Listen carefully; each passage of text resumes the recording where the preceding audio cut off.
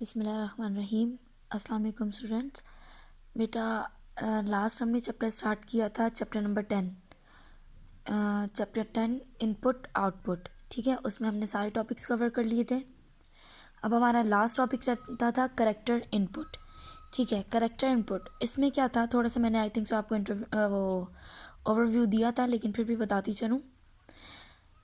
एक तो इससे पहले हमने किया था स्कैनफ। स्कैनफ में क्या था कि जब हम कोई भी वैल्यू इंटर कर रहे हैं, ठीक है, जब हम यूज़र से कहते हैं कि कोई वैल्यू इंटर करे, ठीक है, तो जब वो वैल्यू इंटर करता है तो उसके बाद वैल्यू उसने दी, उसके बाद वो प्रेस करता है क्या, रिटर्न की या फिर इंटर।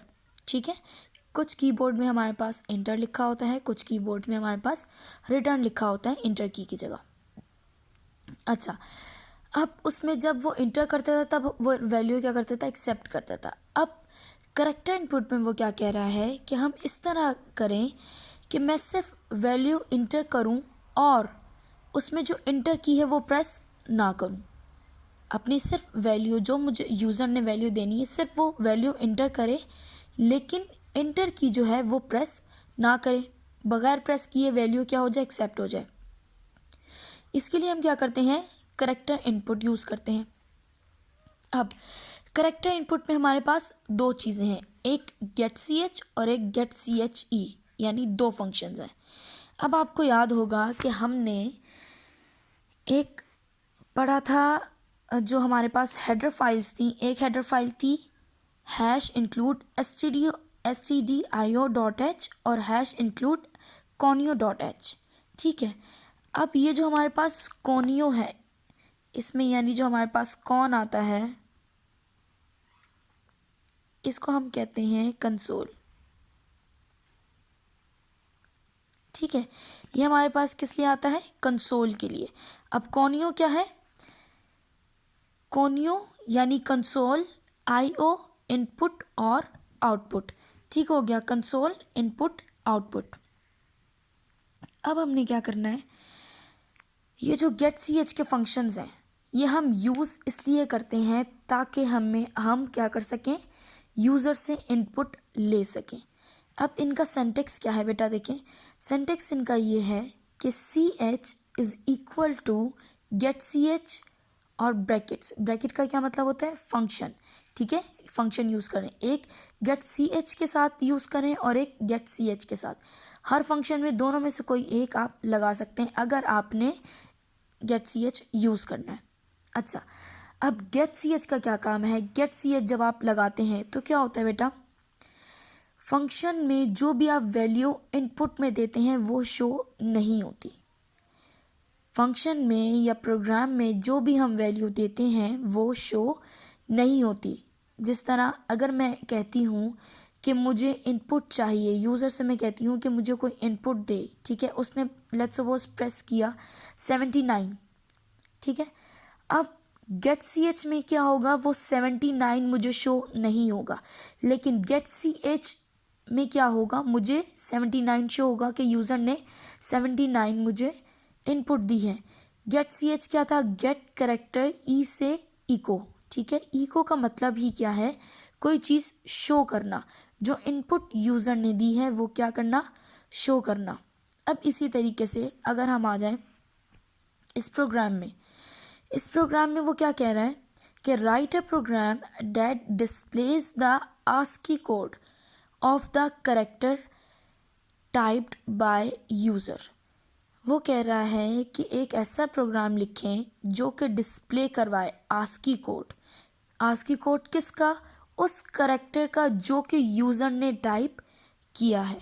ठीक है, अब यहाँ क्या करते हैं हम, इधर हमने क्या किया, दो हेडर फाइल्स लगाई, क्या होती हैं ये, हेडर फाइल्स।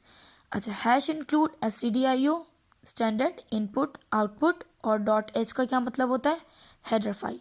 इसी तरीके से हमारे पास क्या है, हैश इंक्लूड conio.h। ठीक है, अब conio.h क्या है, कंसोल इनपुट आउटपुट और डॉट एच का मतलब हेडर फाइल। अब उसी तरीके से हम जो मेन फंक्शन लिखते हैं, void main एंड void। अब हमारे पास ये क्या है, बॉडी ऑफ द मेन। अब इसमें ने एक करेक्टर ले लिए ठीक है। डाटा टाइप क्या है, करेक्टर। अब इसमें एक वेरिएबल है, वेरिएबल क्या है हमारे पास, वेरिएबल हमारे पास है ch, ठीक है, यानी वेरिएबल के नेम हमने क्या लिखा, ch। अब हमने इधर क्या करवा दिया, वेरिएबल इनिशियलाइज करवाया है या डिक्लेरेशन करवाया है, ठीक है। इनिशियलाइजेशन में क्या था, हम लोग कोई वैल्यू पास करवाते थे, अभी हम इधर वैल्यू पास नहीं करवा रहे, बल्कि हम खुद यूज़र से वैल्यू ले रहे हैं। अच्छा, अब हमने जब करेक्टर को डिक्लेयर करवा दिया, अब हम क्या करेंगे, प्रिंट एफ, ठीक है। हमने एक स्टेटमेंट ले ली प्रिंट एफ, आगे हमने उसके स्टेटमेंट क्या लिखी, एंटर अ करेक्टर, ठीक है। अब आपको ये बात पता है कि प्रिंट एफ किस लिए होती है, कोई भी हम जो अपने स्टेटमेंट शो करवाना चाहते हैं यूज़र को, या कोई भी हम चाहते हैं कि यूज़र को पता चल जाए उसने क्या काम करना है, ठीक है, क्या ऑपरेशन परफॉर्म करना है, तो हम इधर एक स्टेटमेंट में लिख देते हैं, और वो स्टेटमेंट हम डबल कोट्स में लिखते हैं। जो भी हम स्टेटमेंट डबल कोट्स में लिखते हैं वो एज इट इज़ प्रिंट हो जाती है, या एज इट इज़ हमें आउटपुट में शो होती है। अब हमारे पास क्या है, हमने प्रिंट करवाया, या हमने एक प्रिंट एफ में कंडीशन दी कि इंटर अ करेक्टर, यूज़र से कहा कि आप एक करेक्टर इंटर करें। अब हमने क्या दिया था इधर, C H equal to get C H E, इधर हमने क्या लिया था, ये वेरिएबल, ठीक है, ये डाटा टाइप थी 4, और ये हमारे पास सी एच का था वेरिएबल नेम। अब हमने वेरिएबल को क्या कहा कि वेरिएबल मेरा क्या है, गेट सी एच ई, ठीक है, गेट सी एच ई, आगे क्या लगा दिया मैंने, फंक्शन। इसका मतलब ये होगा कि जो इधर, ठीक है, इधर जो भी डाटा इंटर किया जाएगा वो किस में स्टोर होगा, गेट सी एच ई में से वो क्या करेगा, वो लेगा और स्टोर किस में करवाएगा, सी एच में। इधर लेगा, जो करेक्टर इधर देगा यूज़र, वो इधर लेगा और उसके बाद उसको स्टोर करवाएगा किस में, सी एच में, ठीक है। सी एच इसका वेरिएबल है। फिर वो कह रहा है कि प्रिंट एफ कर दो न्यू लाइन पे, बैकस्लैश n का क्या मतलब है, न्यू लाइन पे क्या प्रिंट करवाना है, द आस्की कोड फॉर, अब ये देखें हमारे पास क्या आ गया, बैकस्लैश और कॉमा, ठीक है, सिंगल कोट। अब बैकस्लैश और सिंगल कोट का क्या मतलब था कि एक कोट क्या में सिंगल कोट हमारे पास आ जाएगा, जब आउटपुट हम देंगे तो उसमें क्या आएगा, एक सिंगल कोट आएगा। इसी तरीके से परसेंटेज सी किसके लिए हम यूज़ करते हैं, करेक्टर टाइप के लिए। अब करेक्टर टाइप इधर क्या आएगा, जो भी करेक्टर टाइप होगा, ठीक है, इधर जो भी करेक्टर दिया होगा, लेट्स सपोज इसने एम दिया है, एल दिया है, पी दिया है, कोई भी करेक्टर दिया है तो वो इधर क्या होगा, इधर आ जाएगा। अब क्या, इधर उसने क्या ले लिया, एक करेक्टर ले लिया, इधर जो भी करेक्टर होगा जो यूज़र ने जो दिया होगा वो इधर आ जाएगा करेक्टर। लेट्स सपोज इसने कहा कि हमारे पास करेक्टर पी आ जाए, ठीक है। अब करेक्टर पी आ गया। अब करेक्टर पी आने के बाद वो कहेगा कि जो ASCII code, the ASCII code for P is, ठीक है। अब परसेंटेज डी किस लिए यूज़ हो रहा है, परसेंटेज डी देखें, आपको पता है जो हमने करेक्टर लिया है, 4 डाटा टाइप लिया है, वो 4 के लिए यूज़ होती है, यानी करेक्टर डाटा टाइप के लिए। और उसके लिए हम क्या वो यूज़ करते हैं, स्केप सीक्वेंस परसेंटेज सी। अब इसी तरीके से हम इंटीजर के लिए क्या यूज़ करते हैं, परसेंटेज डी। जो हमें वैल्यू चाहिए इस पी की, ठीक है, जो वैल्यू इधर पुट करेगा, जो वो लेट्स सपोज वो पी पुट करता है, तो उसकी हमें क्या चाहिए, आस्की कोड। आस्की कोड किस में होता है, हमें हमेशा हमारे इंटीजर में, ठीक है। इंटीजर में हमें वैल्यू चाहिए, वो किस में आएगी, परसेंटेज डी में हम वो वैल्यू लेंगे, ठीक है। अगर परसेंटेज डी होगा तब वो इंटीजर में वैल्यू देगा, अगर इधर परसेंटेज डी नहीं होगा तो इधर हमें क्या शो करेगा, एरर, ठीक है। अब इधर हमने क्या किया, परसेंटेज डी। यहाँ तक हमारी ये स्टेटमेंट कंप्लीट हो गई। अब इन दो सी एच का मतलब ये है कि करेक्टर क्या ले रहा है, यहाँ से वैल्यू, ठीक है। अब ये वाला सी एच एक किस लिए था, इसके लिए, ठीक है, और ये वाला सी एच था परसेंटेज डी के लिए। अच्छा, इधर देखें, हम इधर एक चीज़ लगाना भूल गए हैं, इधर अगर हम ब्रैकेट लगा दें तो क्या हो जाएगा, हमारा फंक्शन पूरा, और इधर हमने गेट सी एच का वो कंप्लीट कर देना है स्टेटमेंट लिख के, ठीक है। यहाँ तक अगर आपको कोई कन्फ्यूजन है तो वो आप मुझसे पूछ लें। अच्छा, इसमें एक बात और, अगर मैं इधर देखें, मैंने इधर लगाया गेट सी एच ई, ठीक है। अब मैं अगर आपको इनपुट बताऊं,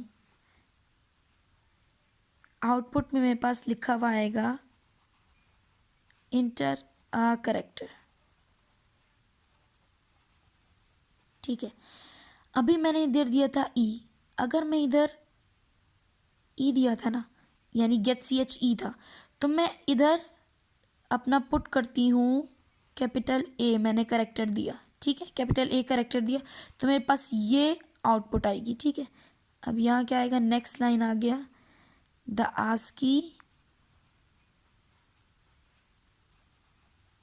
कोड फॉर ए, ठीक है, इस क्या है, आप में पता है कि वो क्या है 65, ठीक है।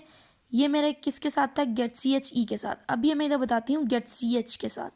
जब मैं लिखूँगी गेट सी एच, आपको मैंने बताया कि गेट सी एच में क्या होगा कि मुझे वो शो नहीं करेगा, किसको, जो भी मैं करेक्टर दूंगी उसको वो शो नहीं करेगा, तो इधर मुझे कोई करेक्टर शो नहीं होगा, इधर ब्लैंक स्पेस होगी, ठीक है। लेकिन इधर क्या होगा, मुझे शो कर देगा कोड फॉर इज 65। ठीक हो गई यहाँ तक बात बेटा।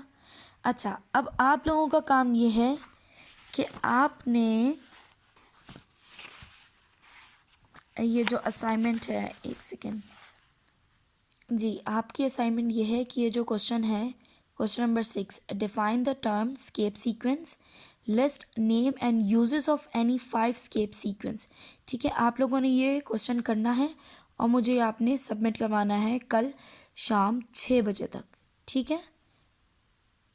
यानी अगर मैंने आज अपलोड, बस आप लोगों ने कल सबमिट करवा देना है 1 दिसंबर 6 बजे तक। ठीक हो गया बेटा, ओके बेटा, अल्लाह हाफिज़। अगर किसी को कोई कन्फ्यूजन हो मुझसे पूछ लीजिएगा, कहीं भी कोई मसला हो। अल्लाह हाफिज़।